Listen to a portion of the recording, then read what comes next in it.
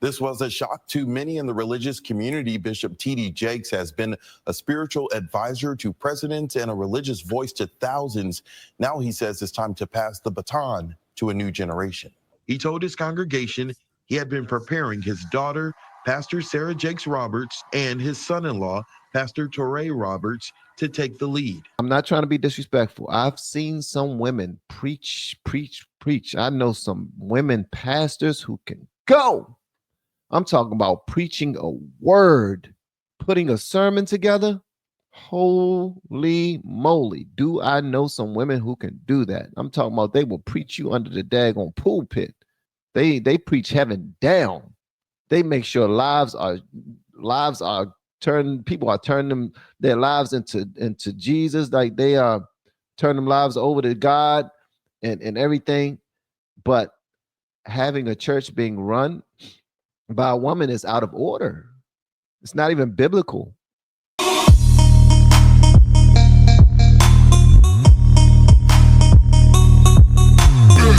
Jakes is a world-renowned pastor. Remember, he suffered a heart attack in front of his congregation last November. Well, this morning, Jakes said that his daughter and son-in-law will now take the lead. Fox 4 Stephen Dial is in studio tonight with more. Stephen, welcome. This was a shock to many in the religious community. Bishop T.D. Jakes has been a spiritual advisor to presidents and a religious voice to thousands. Now he says it's time to pass the baton to a new generation. This is a beautiful moment for me. From the pulpit Sunday, Bishop T.D. Jakes announced that he was stepping down from leadership at the Potter's House, the Dallas megachurch he founded in 1996 and has led ever since. I cannot afford, especially after November, to risk something happening to me and you be sheep without a shepherd. This is video from the service Jakes is referencing in November. It wasn't until months after his medical incident that he confirmed to the public he had a heart attack. Now, 5 months later, he told his congregation he had been preparing his daughter, Pastor Sarah Jakes Roberts, and his son-in-law, Pastor Torrey Roberts, to take the lead. I talked to the board because I was concerned. I have seen too many men build something and stay so long that they kill what they build. His daughter and son-in-law moved to Dallas during the pandemic and have increased their roles in the church operations over the years. And I know you guys are so tired. You had a heart attack on stage and still asked for the microphone so that they would be okay over you. I know what this cost. We will see fruit unlike anything we have ever seen before. So thank you. In nearly 30 years at the helm, Jakes has presided over services that reached tens of thousands in person and online. He served as an advisor to multiple presidents and was a featured speaker at the inauguration of President Barack Obama. The church's ministry launched wide-ranging programs that span the globe, from health and financial initiatives for underserved communities to offender reentry assistance. Jakes told his members they will still see him, but it was time to take a step back. There's some ways that I want to prepare us for the days ahead that I can't do it completely from the pulpit. Every now and then I think they'll let me preach, but there's some work in the vineyard that needs to be done. My question is, there was no man to pass the mantle to? I mean, I get it that your daughter is married. So are you saying you're passing the mantle to your son-in-law? Is what you're saying? Because, and I'm not trying to be disrespectful, I've seen some women preach. I know some women pastors who can go. I'm talking about preaching a word, putting a sermon together. Holy moly. Do I know some women who can do that? I'm talking about they will preach you under the daggone pulpit. They preach heaven down. They make sure lives are turned, people are turning their lives into Jesus, like they are turning them lives over to God and everything. But having a church being run by a woman is out of order. It's not even biblical. And if I'm wrong, feel free to check me.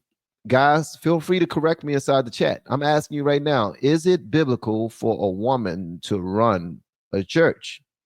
And if that's not the case, then why is it that Bishop T.D. Jakes is passing his church over to his daughter? Because I get it, you want to keep it in the family, but the closest person that you can pass it to that's in the family is your daughter, and you want to, you know what I mean? And you don't want any strangers taking over. But at the end of the day, this is not moving the church forward, in my opinion. This is another thing too, and I have to say this. So you have bishops like T.D. Jakes, pastors like T.D. Jakes. You know, they will be the first ones to say how racist this country is. But then when you look at his church, there's probably just as many white people that attend his church as black people. And you will still say how racist and how downtrodden this country is. But you've built your congregation and stuffed your pocketbooks and your bank accounts with white people money for years. And there was never a problem. But as soon as it's time to take a knee or walk shoulder to shoulder with somebody and sing "We Shall Overcome," and you even got a lot of your white congregants there with you walking, you want to talk about how damn racist everything is and how difficult it is for the black man to do anything. And that's so disingenuous, man. It's fake. It's fake.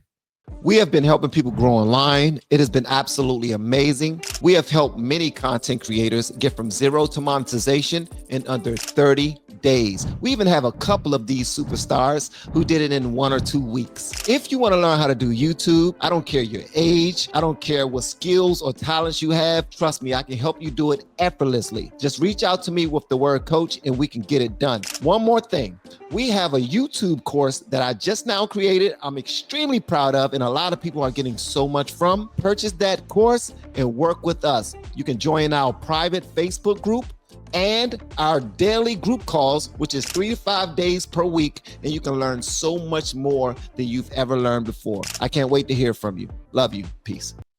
Faith goes out the window when it's time to come together and complain about Trump. It's time to worry now. Faith goes out the window, and the IRS should really go and look into a lot of these churches, because a lot of these churches are nonprofits. They're nonprofits. And they receive a nice amount of money from the federal government, and they don't have to pay taxes on their money as well. But yet, the separation of church and state, they don't do. They host politicians. They try to sway their congregants to vote a certain type of way. They badmouth current presidents, and they try to instill fear into their people. How in the world is that separation of church and state? Maybe I'm wrong, though. And like I said before, I don't mind being corrected. So if you guys want to correct me inside the chat, feel free. I'm here for that. I'm here to learn more than I am here to teach anything.